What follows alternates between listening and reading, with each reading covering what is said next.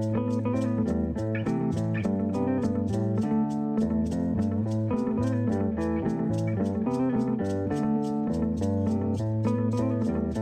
to the Research Studio, the place where we talk to current doctoral students involved in practice-based, practice-led or practice-informed research in the arts.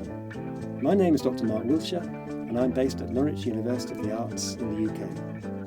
I'm an artist and academic involved in doctoral supervision, and I want to use my experience of making artworks and exhibitions to think about the different roles that creative practice can play within academic research.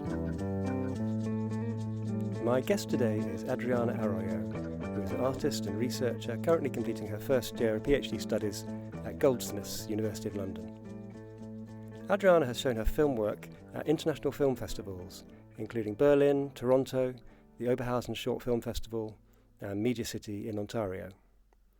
Her work has been seen as part of group exhibitions at the Stadtliche Kunsthalle Baden-Baden, Kunstverein in Hamburg, the NICC in Antwerp, MADC San Jose, and the Bergman Centre, Faroe Islands, amongst others.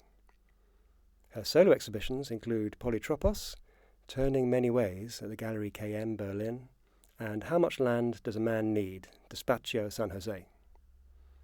In 2015, she received the Emerging Artist Award from Teoretica, San Jose, Costa Rica. She currently holds a Generation Delta doctoral studentship and is a Generation Delta champion, a role in which she advocates for increased access to doctoral studies for racialized women. Welcome, Adriana. Hello, thank you so much for having me. Thanks. It's fantastic that you can join me today. Thank you. I thought that it would be really, the best way to start would be for you to just tell us a little bit about your project, which is based around the San Juan River on the border of Nicaragua and Costa Rica. That's right, yeah. So I'm working with this river, this living being between Costa Rica and Nicaragua. The river is called San Juan. And I'm trying to activate, it's a word that I'm using, but that also has some tension, activate memory, because this river has a long history of colonialism, really, of coloniality, and it's ongoing. So I'm looking, we could talk about 500 years of colonialism, but I am really looking mostly from the mid-19th century to today, spending time there and working through art practice, archives, both here in London, but also a form of archival practice there by the river, along the river, and also in San Jose and other parts of Costa Rica with this memory, let's say. And the river is obviously crucially important as a kind of source of food and transport and a way of life for a lot of people and a lot of communities who live there. And it's also become this kind of border between the two countries. It really seems like, from what I've read of your research so far, it has become a real living, breathing kind of character in the area. And why did you choose to focus on that in particular as a way into these kind of histories of coloniality and so forth?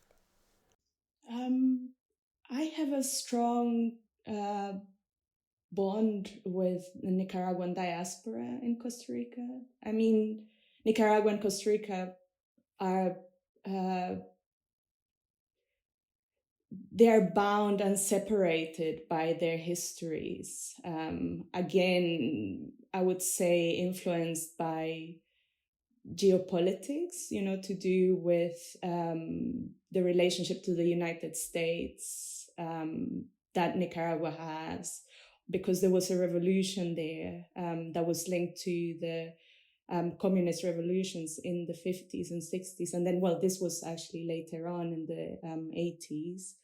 And Costa Rica's kind of mostly served as it has a closer relationship to the United States. And whilst there was also in solidarity, many people were in solidarity with the revolution in Nicaragua, Costa Rica also served for the US to let's say, negotiate that their own way. But I personally have a strong bond with some people from Nicaragua. I think, everyone in Costa Rica anyway has a relationship to Nicaragua, be it through tension. There's a lot of prejudice. So many people come to Costa Rica, that is a wealthier country, to work. From Nicaragua, they do domestic work, agricultural work, construction work. And so there's a lot of prejudice. But I personally, one of my closest friends in Costa Rica, her stepdad is Nicaraguan and was part of the revolutionary movement. Now he lives in Costa Rica. He can't live in Nicaragua because that in turn, the Sandinista government has become the opposite, let's say, of what they fought for. So it's very contentious. A lot of people are in exile, and my connection to Nicaragua is through them. And I find that the river embodies this connection, but it also has a very layered, very, I would say, buried history as well, that it is very relevant geopolitically for not only the region, but actually globally, because that was the first transoceanic canal that was going to be built by Europeans and the United States to cross from the Caribbean to the Pacific. So already in the 1850s, people were being transported to go from New York to California during the gold rush. And this has huge consequences. So I'm very interested in political history. The river for me became a way to, or has become a way to try to, I don't know if understand, but to work with this relationship between Costa Rica and Nicaragua, and more globally as well, in terms of colonialism and how I see the colonial project having an effect for my personal history and, the history of the region that I'm from. You talked about this effort to make a canal across, to extend the river essentially towards the Pacific, and to make this crossing across Central America, which failed. Why did it fail, or why did that not come about in the end? Yes, I mean, it has failed many times. There has been resistance. For example, in the 1850s, which was the first attempt, there was a very complicated situation where the United States wanted Central America to be a colony more formally. But they were moving away from the idea of colonization in the European empire sense. And it was more of a kind of, if we can call it, commercial or mercantile, what gave birth in a sense to the neoliberal project also that we are experiencing now. But also it is a very complicated landscape to work with. So I argue as well, or I'm learning, that it is also the landscape that resists colonization. You mean the physical landscape, the geography? Yes, yeah. It's very, what's the word in English? Indomitable? Mm-hmm. Yeah. Yes. So there was an invasion of Central America in 1856 with William Walker at the helm. And this was all going on also with a tycoon from the US at the time, Vanderbilt. So very well-known name in the US, this kind of, was trying to build this canal. And this just failed because of the situation, with this political situation that then was resisted so this invasion from William Walker was resisted by a local Central American unified resistance movement. So then that failed, and then they tried again, and then there was the Nicaraguan Revolution. And then more recently, they tried again. They're still trying. I mean, most recently during COVID, there was a concession given to a company from Hong Kong owned by a billionaire from there. But then during COVID, he lost a lot of money. So he moved away from it. And now the government of Nicaragua has given a concession to the Chinese government, or a proposal. So that is the latest state of it. So there's always a kind of haunting threat, and there's a anti-canal movement that became very political, very active after there was an uprising in Nicaragua in 2018 that was started by students, medical students, resisting the increase of healthcare costs. And this became a very tumultuous time that is now still being experienced there. But the anti-canal movement also has been very repressed. So, for example, the leader of this movement is now in exile in Costa Rica. And they lost their land. So they were already expropriated from their land in order to begin the construction of the canal, which has, since failed. But these people have already been displaced. Into this complex historical and political situation comes a researcher from Goldsmiths, and what I think is really interesting about your approach and your sort of thesis is this exactly that kind of dialogue between different ways of knowing, different types of knowledge, different approaches to history, and so forth. So you're intending to, as you say, to kind of activate these stories, activate these memories through things like installation, through participatory art making, through filmmaking, and so on. What do you think those kind of media can bring to the situation, and how can they sort of interpret or mediate those histories? This is a very good question, especially at the moment for me, because I have just spent 6 weeks there. And it's the first time I spent time there in the context of the PhD. So I started in October last year. And, after having had the process of integrating myself in the community at Goldsmiths and also being in contact with other researchers who are doing incredible projects that are not unrelated, I go there and then it is wonderful in that it demands questioning of the methods, and the way in which I have been working previously. So already in 2019, when I began the idea of working with this, I wanted just to simply make a film along the river, and then I had a grant from Berlin, from the Ministry of Culture there. And I thought I would just make a work and then have an exhibition in a gallery, in the gallery, and that would be it. But then being there, I realized this is not possible. Actually, this is so layered, and I need to also place it in context with other people. And then I met Rose Gray, who's my primary supervisor at Goldsmiths, and she also has a relationship to Nicaragua, personal relationship that, that's for her to tell the story. But then I felt, okay, I thought I would never do a PhD because it's, I thought maybe the practice would then be affected somehow by the sort of academic side of things, even though I've always been interested in that. But I just felt I needed to, just stay away from it. But this project and meeting Ross also I just realized, okay, it is a good way of doing it.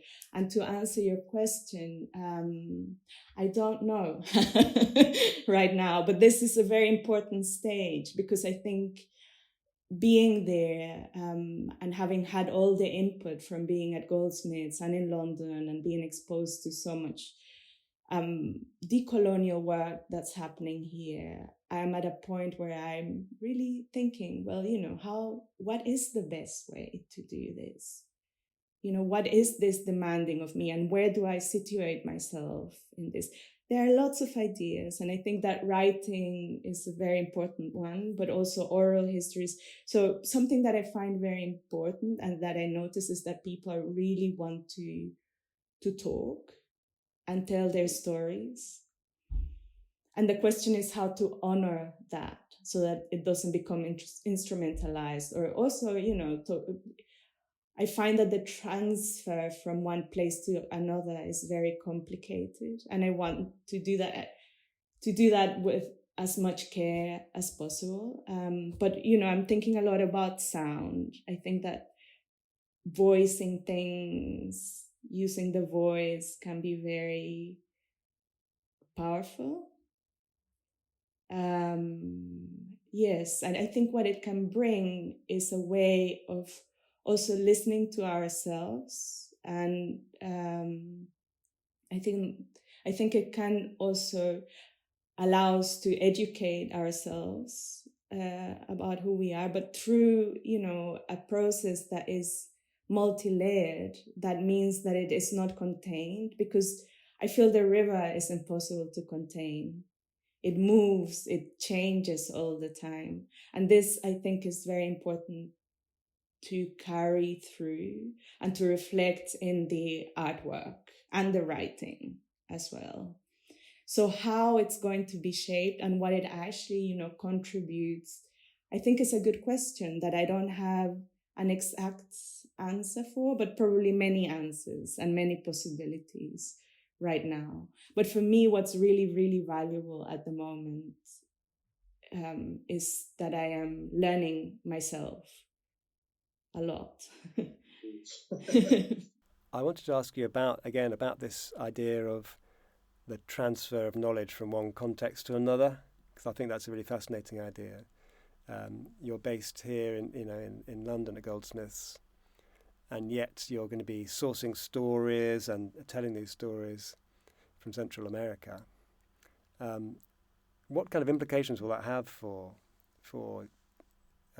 the way you tell stories and the work you make, and I guess the audiences that you choose to address? Yeah. Yes. The implications. I mean, first, let's think about this transfer. I think it's a constant back and forth. And it is not, I wouldn't say sourcing, perhaps, because to me that feels a little bit like I'm extracting from one place and bringing it to the other, like we do, like when I bring coffee or something like this to drink here. But it is more, I feel that the opportunity that I have right now to be in this context at Goldsmiths is allowing me to learn there. So if anything, if I may say so, I'm also using the resources that are in this place that I could never have access to. In this place, meaning London and Goldsmiths, that I could never have access to in Costa Rica or in Central America, to fund a PhD to research this. I just, in art, it just wouldn't exist. So in a sense, I'm more like using the resources that are here to learn about what's happening there and see how it might be possible to create a kind of living archive, of the memory of this place.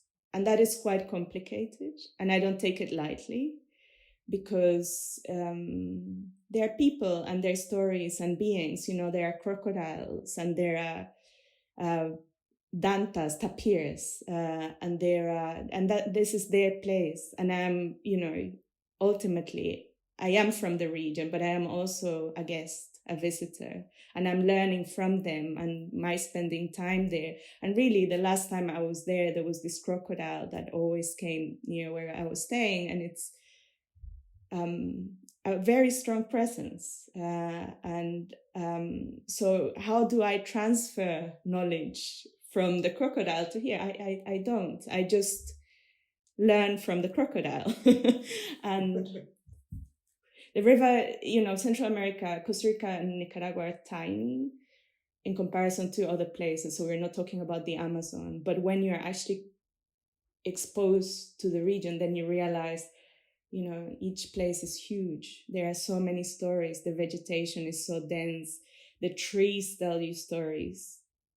There was a 300-year-old tree that I visited, and already, you know, what it holds and what it has to tell you is huge. Yeah, it's this kind of sense that, for example, you know, a mangrove can be a play, you know, a form that can help you think through the histories, if that makes sense, as a kind of metaphorical place, but also, you know, and that shifts along the river, so that these ecologies in themselves are telling you, they hold knowledge, and you can use them as metaphor, if that makes sense.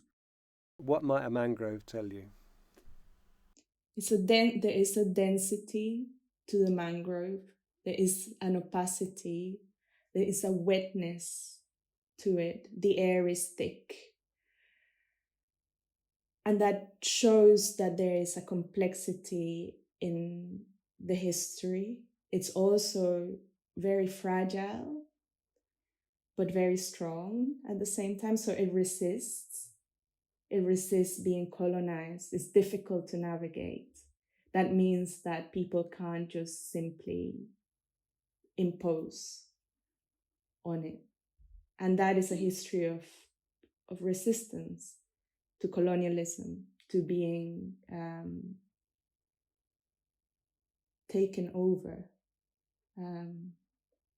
But it doesn't mean that it hasn't suffered from, you know, the process of colonial extractivism and so on. But there is, for example, a place that I have just been to, where plywood, the company, they deforested the whole, you know, it just cut down the forest in the 80s, 90s. And so they tried to then, the Costa Rican government protected, this is a protected region since, and they tried to then grow bananas or grow coffee for profit. Not possible. Just nothing grows there, even though, you know, Costa Rica is very fertile, but there nothing will grow. So what have they resorted to now? Oh yes, we have to plant the, you know, trees that used to grow there originally. Yeah, so the transfer of knowledge is something that I'm really interested in. It's not an easy place, and it is almost too much fire in it, especially at the moment, you know, this kind of, because in a way you want to keep these stories opaque.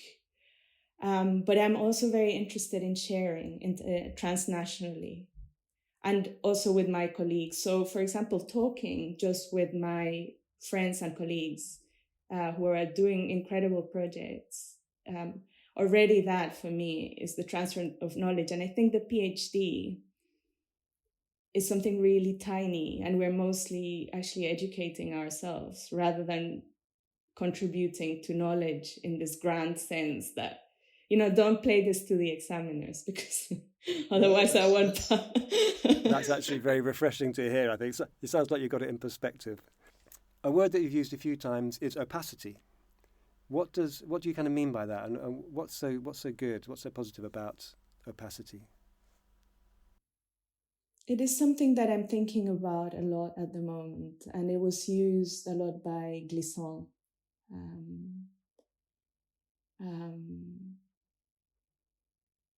As a way, and it's also used a lot, or it's been developed a lot through Black scholarship.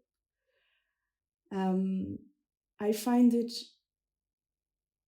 a very important and also something to think about for me, because I'm talking about making visual, so uncovering histories, activating memory, but at the same time, I see the importance of keeping certain things opaque. Because when we translate and transfer and expose ourselves or these histories fully, they can be contained in a way that it also can be equated to a kind of colonialism. Also, when you keep things opaque, you're resisting being colonized.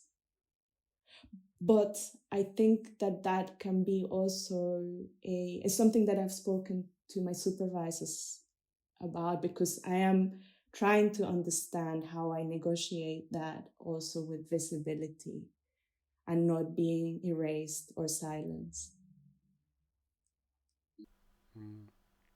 That's very interesting, yeah.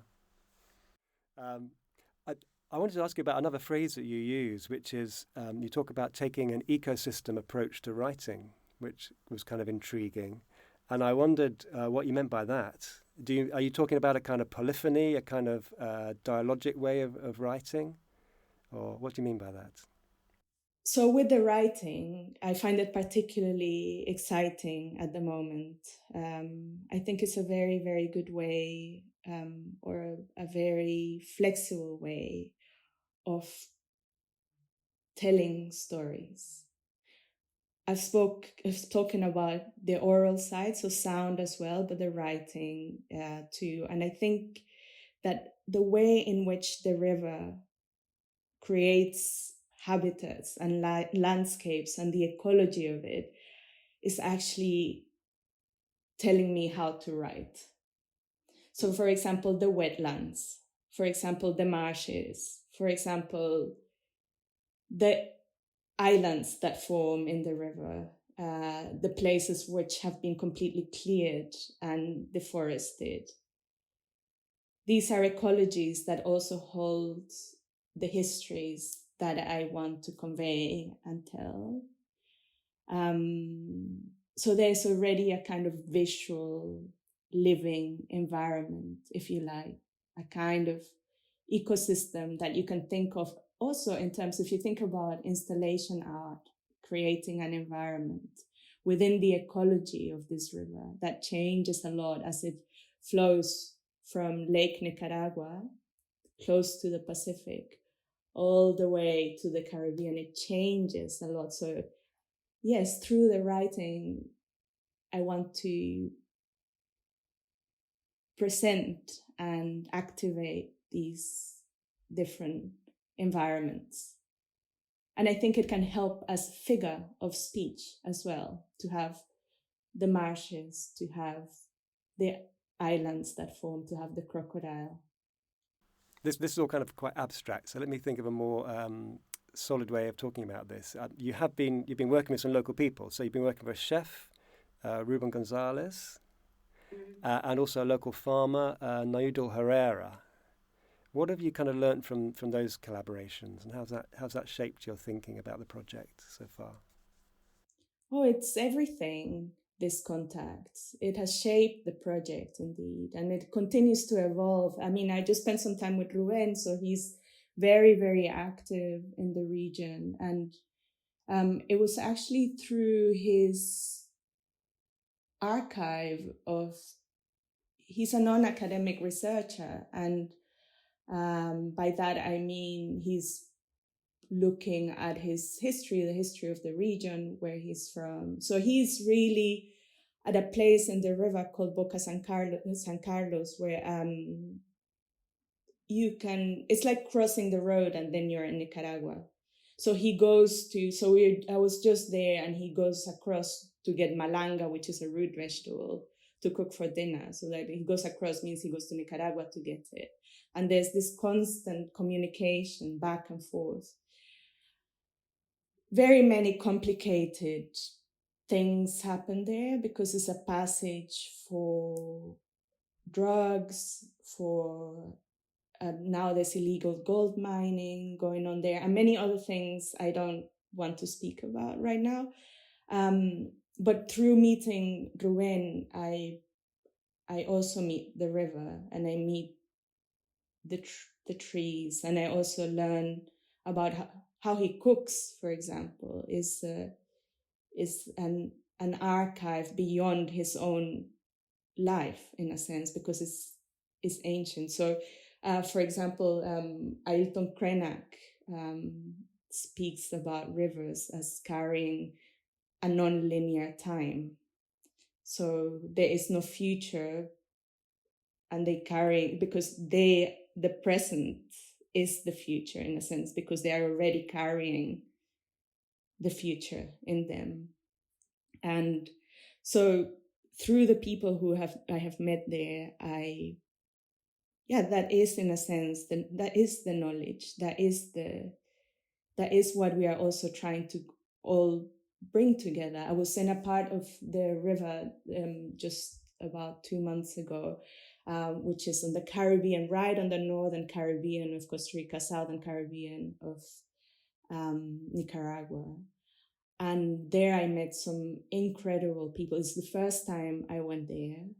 It is quite complicated to get to because there's not really a road that goes there. So there are many waterways. And it is very unusually untourist. It's not touristy. For Costa Rica, this is by now very rare. And the people that I met there are now part of this constellation that seems to be shining bright and growing for my project. It's an amazing constellation that, and we are also all trying to work together from our different fields and perspectives. And so you've just come back from this trip. And I appreciate you're at a fairly early stage in the research still. But could you give us maybe an idea of maybe what your end result might look like in terms of installation or artwork or what have you? What kind of things might we see in a couple of years' time when you come to present your findings from all of this, alongside writing and everything we've talked about so far? Yes, well, there are many ideas at the moment and things that I imagine. I am increasingly curious about working with sound. So recording, there's a journey from Lake Nicaragua, so very close to the Pacific side. So if you imagine Central America being a very narrow, like a waist that goes in.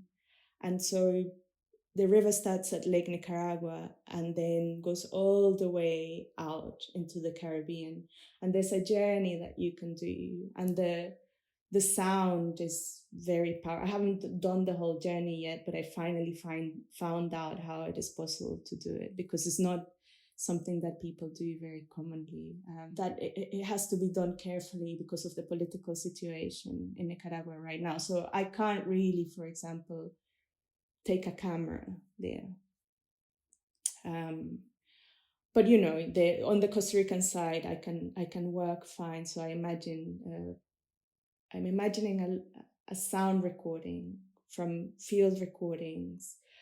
Also, I am thinking about a film, a 16mm film, that would happen. It has to happen on the Costa Rican side because it wouldn't be safe or allowed really to film on the Nicaraguan side. And also, I have an exhibition. I have been invited to do an exhibition in a space in Costa Rica, and this will be. It's a very wonderful large space. So that's a big. It has a lot of scope, in images. I mean, there is the archives here in London are deep, let's say, things I have found. So rephotographing, putting all of this together, I imagine in this exhibition, for example, in San Jose would be a part of the PhD, but also something that I am beginning to understand and that is very liberating, is that the PhD doesn't have to be something contained by an exhibition or a final product. That is what, perhaps I had been used to doing previously, is, I research a project and then I have an exhibition and that's it. The beauty of this is that it can be much more dispersed, so it can take different forms. So we're thinking also about the possibility of building a kind of archive in one of the communities where I'm working. And that doesn't necessarily have an output here in London or in Europe, but it is part of it. Yeah, there's a lot of freedom there, isn't there? So the PhD, kind of the examined PhD, is one thing, and it might comprise all sorts of different elements, and then also there might be all sorts of different elements which never even make it into your PhD, but you do them anyway along the way. Yeah, I think that, again, that's quite a kind of a healthy attitude to take towards towards research like this, and not to always be focused on the end result, if you like. No, not at all. I think that, on the contrary, for me right now, I mean, we will see what happens in a year after my upgrade, after I've done my upgrade. Now I have to do that. So we will see what happens. And also, it is my instinct to want to make things. And, this kind of materiality is also important when you have been reading and theorizing. For me, it's also very... it's key, and I learn and understand in a very different way, and it creates a different space. So I also have, for example, collaborated with dancers quite a lot. Two of my main collaborators, Gabriela and Vanessa, are dancers, so we have done workshops together in the... So, for example, these things are very exciting for me, but there is no, you don't hold on to, so there's an ephemeral quality to the experience. It's not performance, but it is also a way of sharing with people in a live situation. Looking ahead, so currently you are aiming to complete around the end of 2028, I believe. So looking ahead to that time, what kind of impact do you hope your project will have, both in London and also in the San Juan region? And do you think you'll be able to have an impact on artistic conversations around colonialism, ecology, and so on? I hope so. It's the beginning of the work. That's what my supervisor, Julia Salma, says. She's an anthropologist. She says it's just the beginning, but I do hope so. I mean, it definitely has an impact on me, so that's a start. And the conversations that I have with my family. And, for example, I went to one of the regions with my brother, so we are already learning together, and I feel that is impact. Talking about the river to my family, to my friends. The River San Juan is very mystified. It's like, oh, it's dangerous to go there. Or so talking to my colleagues also in art, I think that is already an impact, however small, And I'm also very interested in continuing to speak about Central America here in London and in Berlin, because it is really rarely spoken about, even in the context of decolonial work. Central America is often not mentioned, and the work that is being done there. So I will continue to raise my hand and say, hi, how about this? Or, also I'm now part of the Center for Art and Ecology at Goldsmiths. So that means that my research is integrated within that. And that means that then this tiny region in Central America is also part of that. And I hope that continues to have an echo, yes. And in the region, I hope that the research is just there and available to people as well, and that it gives me a platform to be able to have conversations and grow those conversations with people who are already doing work there. I mean, we've kind of touched on this already, but and again, this is one of those big questions of a PhD. What do you see as being the key things which this kind of practice-based approach can bring to the table, as opposed to just archival research and kind of a written output? It's a form of embodied knowledge, art practice. It goes through the body, and so does history. When I am reading in the archives at the British Library words from people who speak about the landscape as fetid and primitive and inhospitable, it goes through my body, through my organs. And artwork, making art, working with clay, rephotographing those things, trying to find spaces within those photographs or illustrations that this colonist drew, finding hints of existence of my ancestors there through looking again, remaking or making, through listening to the landscape, trying to understand what it's trying to tell you in all the noise of erasure, the noise of silence. That is where art practice can contribute. To me, it's hugely exciting that there is this possibility. How much impact it has, really in such a complicated world where power is held by very few people. Probably very, very little impact, really. Art practice, really. But we're educating ourselves, and maybe it takes tiny, tiny drops of at least understanding for one person. I mean, that is a huge privilege to have. And I think that art practice,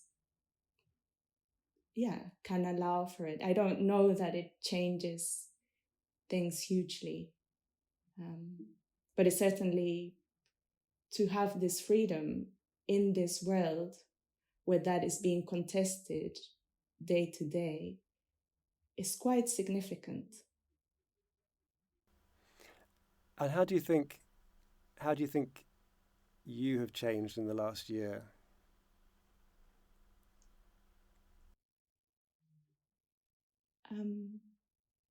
I have to say that having dialogues with my colleagues and now friends at Goldsmiths has been, transformative, definitely.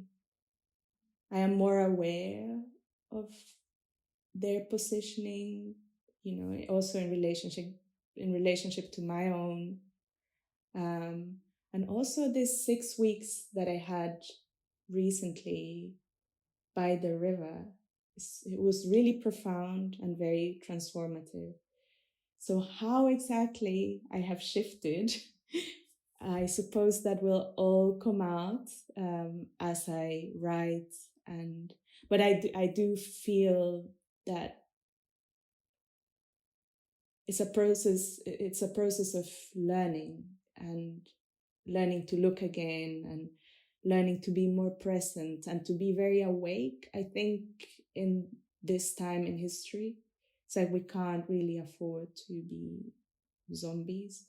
And that's something that, I am energized by. It can be very tiring though. So we also have to, I think, look after ourselves and rest in the meantime. But I mean, when you ask how you have changed, I don't know. It's hard to take that distance, but I know that things are being transformed and that I am learning as I go along. Brilliant. I think we should stop there. So thank you so much, Adriana. It's been great to hear about your project today. Great to meet you. Thank you so much. It's been a pleasure to talk to you too.